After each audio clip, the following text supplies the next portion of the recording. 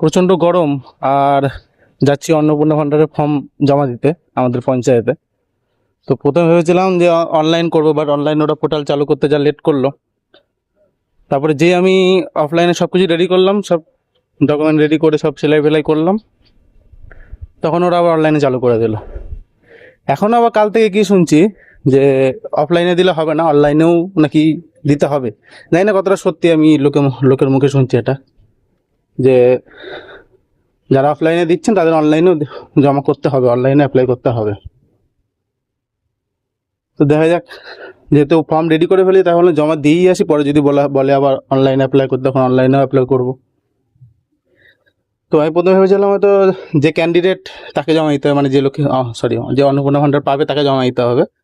But বলছে ফ্যামিলির যে কোনো একজন দিলেই নাকি হয়ে যাবে। তাহলে রোদে রোদে মাকে আর পাঠাবো না, আমি চলে যাই, আমাদের এখানে পঞ্চায়েতে আজকে জমা নিচ্ছে। কদিন ধরে নিচ্ছিলাম, ফর্ম আমার রেডি ছিল না। তো এই ব্যাগে ফর্ম রয়েছে।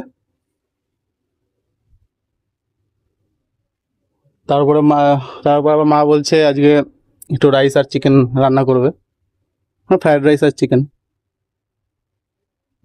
মা বলছে আমি যদি ফর্ম জমা দিতে যাই তাহলে তুই রান্না করবি, আর তুই যদি ফর্ম জমা দিতে যাস তাহলে আমি রান্না করে দেবো। আমি বললাম গরমের মধ্যে তুমি রান্নাটাই করো, আমি গিয়ে টুক করে সাইকেলে করে গিয়ে ফর্মটা জমা দিয়ে আসি। তো চলো গিয়ে দেখি কি অবস্থা, কেমন ভিড়।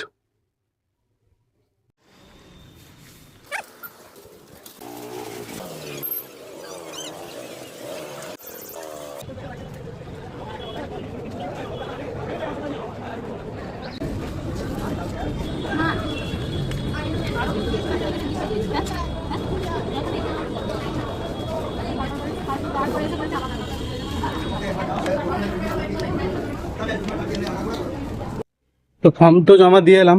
এবার ওখানে গিয়ে আরেকটা এক্সপিরিয়েন্স হলো। আমাদের যে এমএলএ রামকৃষ্ণ দেবদার মহাশয়, তিনি এসেছেন।